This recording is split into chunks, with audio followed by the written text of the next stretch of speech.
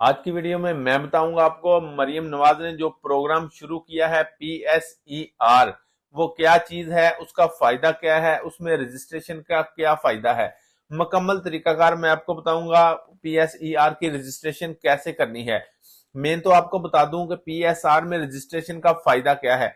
PSR में registration का फायदा यह है कि उसमें अगर आप रजिस्टर्ड हो जाते हैं तो आपका नाम हुकूमत के पास चला जाएगा। ठीक है, तो हुकूमत की तरफ से जितनी भी स्कीम्स लॉन्च होती हैं, कोई प्रोग्राम लॉन्च होता है, सोलर प्लेट्स लॉन्च होती हैं, रमजान पैकेज लॉन्च होता है, राशन लॉन्च होता है, ठीक है, या पैसे मिलते हैं, कोई भी चीज हुकूमत की तरफ से मिलती है, बाइक स्कीम आती है, गाड़ी की स्कीम आती है, किसी भी तरह की कोई भी प्रोग्राम, कोई भी स्कीम अगर हुकूमत लॉन्च करती है तो वो उस बंदे को मिलेगी जो बंदा PSER में रजिस्टर्ड होगा।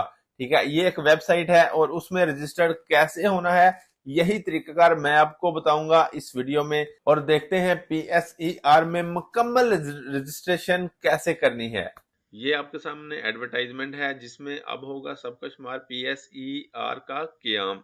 ठीक है, जिसमें PSER में अगर आप करवाते हैं रजिस्ट्रेशन तो आपका फायदा क्या होगा कि हुकूमत की तरफ से जितनी भी स्कीम्स लॉन्च होती हैं, जैसे ये लिखा हुआ है उन्होंने किसान कार्ड, हिम्मत card, health card, livestock card, अपने अपना छत अपनी घर स्कीम, रोशन कराना, सोलर प्लेट्स जो राशन वो देंगे हुकूमत जारी करेगी, रमजान पैकेज जो देगी वो उन मुस्तहक घरों को देगी जो यहाँ पे रजिस्टर्ड होंगे। ठीक है, PSER punjab.gov.pk ये उन्होंने एक लिंक दिया है, इस पे रजिस्टर्ड होना है आपने।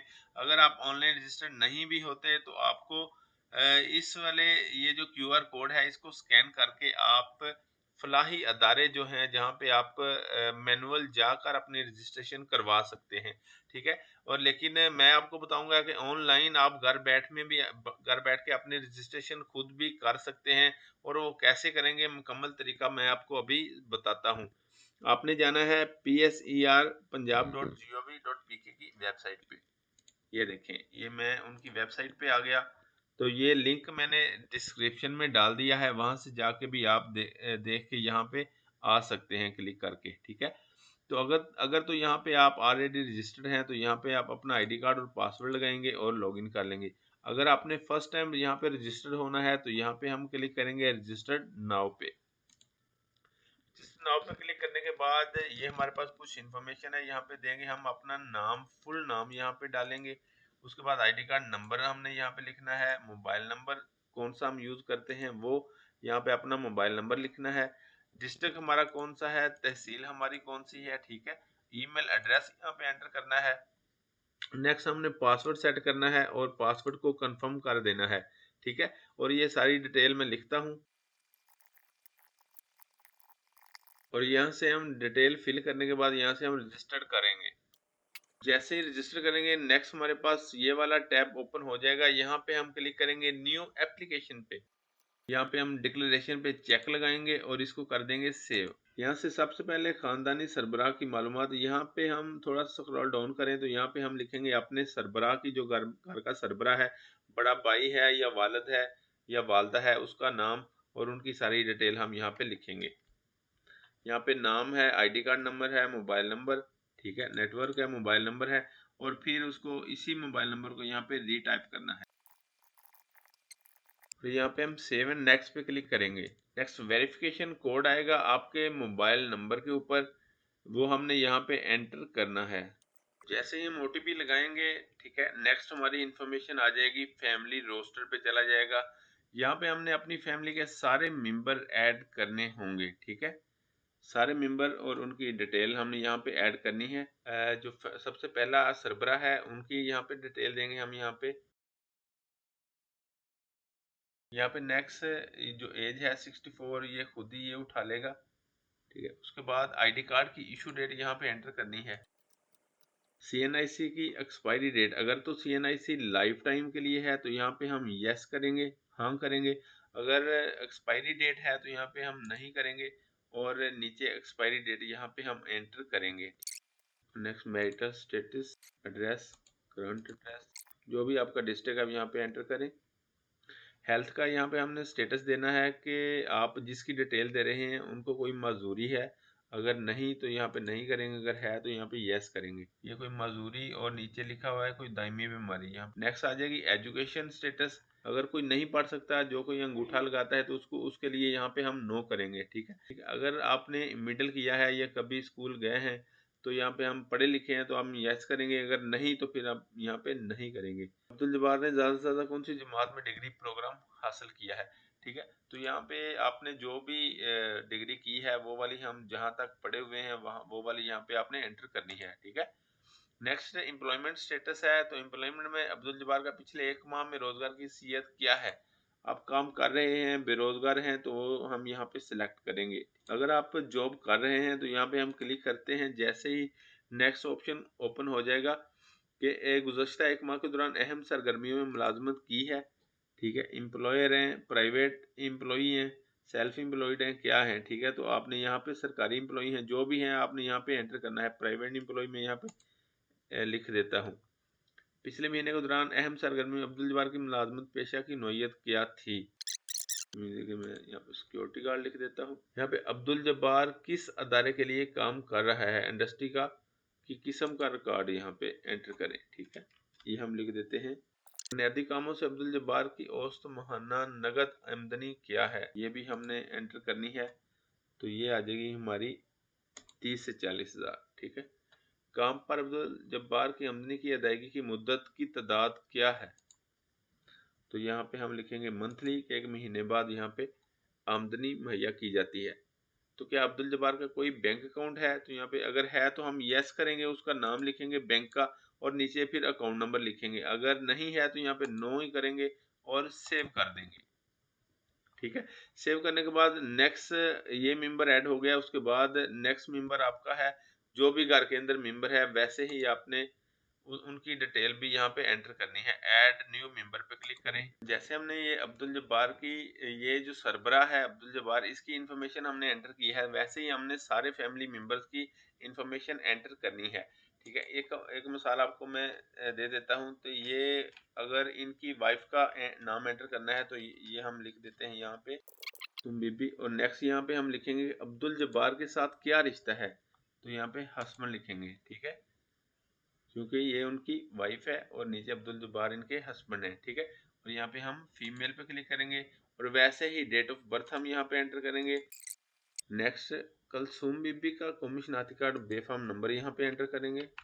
तो डेट हम यहाँ पे एंटर करेंगे और एक्सपायरी अगर तो लाइफ टाइम है तो यहाँ पे यस करेंगे, अगर नहीं है तो नो करके यहाँ पे एक्सपायरी डेट हम एंटर करेंगे, जैसे हमने अब्दुल जब्बार की थी। ठीक है। नेक्स्ट है जी मैरिटल स्टेटस, यहाँ पे इदारी बात मैरिड ही आएगा। एड्रेस टाइप यहाँ पे करंट एड्रेस।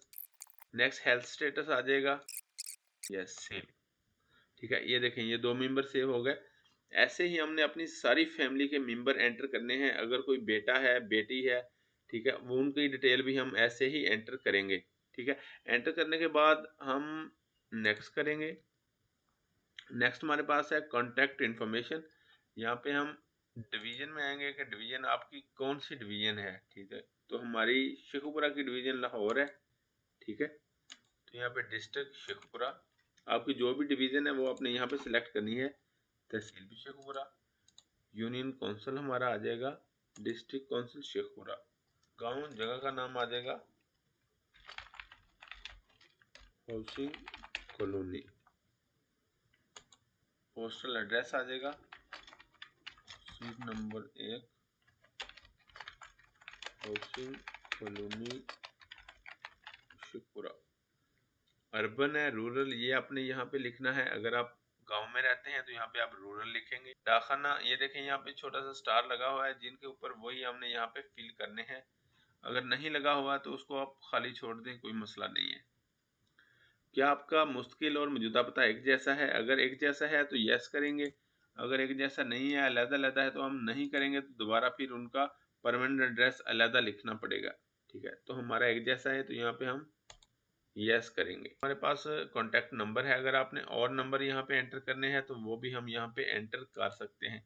अगर नहीं करने तो कोई मसला नहीं, एक नंबर आपने दिया हुआ है तो आप यहाँ पे सेव एंड नेक्स्ट कर देंगे। नेक्स्ट हमारे पास है एसेट्स आ गए आपके। एसेट इंफॉर्मेशन में सबसे पहले घर क्या आपके नाम पे है, आपका अपना है या आप किराए पे रहते हैं।